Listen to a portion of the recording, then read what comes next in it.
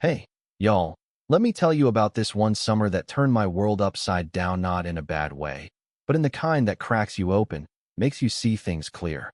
I'm Marcus Hayes, used to run a tight ship at my place in Willow Creek, Georgia. Big OL house. All polished wood and high ceilings, the kind that looks like money but feels like a museum. I thought I was protecting my little girl, Lily, by keeping everything just so, controlled, safe, but man, was I wrong. It started in my kitchen, this gleaming shrine of granite and stainless steel, where I caught Sarah Thompson, Lily's caregiver, not her nanny, mind you, teaching my 6-year-old how to crack eggs. Eggs. Lily's giggling, flour on her nose, apron too big, and I lost it. What the hell is this? I snapped, storming over, my voice bouncing off the walls like a damn thunderclap. You turning my kid into a cook now? What's next? Scrubbing floors. Sarah froze, spatula in hand, but her eyes didn't flinch. Lily, though, she shrank behind Sarah's legs, whispering, "Daddy," I asked her to. It's like how Mommy used to. That hit me like a punch, but I was too mad to hear it. I grabbed the skillet, flipped those eggs right onto Sarah's shirt, hot, messy, steaming. Lily screamed. I hissed at Sarah, "I should fire you right now." But she just stood there, egg dripping down her blouse, and said, calm as a summer breeze, "You're not protecting her, Marcus. You're caging her in a fancier jail than the one you grew up in." I swear the air stopped. Even Lily went quiet. I stormed out, her words burning a hole in my chest. See, I'd built that house to keep Lily safe after her mom, Claire, passed. Cancer took her too fast, left me with a kid who needed me and a heart I didn't know how to use anymore. I thought control was love, scheduled playdates, curated books, no dirt, no mess. But Sarah, she saw through it. That night, alone in my study, I opened a drawer I hadn't touched in years. There was Claire's letter, her handwriting like a ghost. "Marcus, if you're reading this, you've forgotten what matters. Let Sarah open the windows. She stayed when I was dying, held my hand when you couldn't." There was a photo to Sarah in nurse's scrubs, smiling with Claire in her hospital bed. I sat there, letter against my chest, feeling like the floor was giving way. Next morning, I called Sarah to my study. She walked in, head high, no trace of yesterday's mess. "Sit," I said. She didn't. I was wrong. I admitted, the words tasting like gravel. "You saw what I couldn't. I want you to stay, not as help, but for Lily." Her eyes softened, but she didn't budge. "I'm here for her, not your apologies." That was Sarah, straight up, no fluff. From then on, things shifted.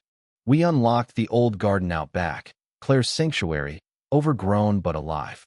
Lily ran through it barefoot, laughing like I hadn't heard in years. Sarah taught her to plant basil, to smell rosemary, to dig without fear. I watched from the porch, feeling something loosen inside me. But the world doesn't like change, does it? Whispers started, neighbors, board members from my foundation, even my sister, Ellen, who'd cut ties years ago over an inheritance fight. They didn't like Sarah, a black woman with no fancy degree, being so close to Lily, to me. "She's just the help," they'd mutter at dinners, their smiles sharp as knives. Then came the photos snapped without consent, me and Sarah in the garden, Lily hugging her tight. They hit some gossip blog with a headline that twisted my gut, "Billionaire's secret with the housekeeper." The comments were vile, calling Sarah everything but her name. I was furious, ready to sue, but Sarah just looked at me, steady as ever. "Lawsuits won't fix this, Marcus.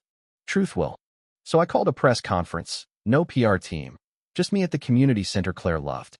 I stood there, heart pounding, and said, "Sarah Thompson isn't my employee. She's family. She's the one who brought laughter back to my daughter when I was too broken to try. If that bothers you, that's your problem, not ours." The room went quiet, then erupted. Sarah watched from the kitchen on her phone, Lily coloring beside her. "Was that Daddy?" Lily asked. "Yeah," Sarah said, her voice soft. "He was brave." Ellen showed up a week later, unannounced, with a letter from Claire she'd held onto. "Marcus, Sarah's not just a caretaker, your way back to yourself," it read.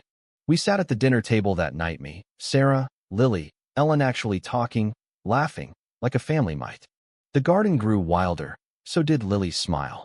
We started an outreach program, teaching kids to plant seeds, to write stories, to heal through dirt and hope. Studies backed us up. Gardening cuts anxiety, builds community, grows kids stronger. Our program spread, schools called, and Sarah spoke at conferences, her voice carrying the weight of truth. One evening, under the oak tree where Claire used to sit, Sarah held a sunflower seed from Lily's garden. "We didn't just plant flowers," she said, her locket from Claire glinting. "We planted a future." I looked at her, at Lily running through the rows, and felt whole, not perfect, but real. The gossip faded, the board backed off, but questions lingered. Did I overstep by fighting so hard for Sarah? Was it reckless to shake up a legacy for love? I don't know. But standing there, with soil on my hands and Lily's laughter in the air, it felt right. What do y'all think? Was I wrong to push back against the world for my family? Or was it the only way to break free? Drop a comment. Share your take. Maybe you've fought a battle like this too. Hit that like button if this hit home, and subscribe for more real stories, raw and unfiltered.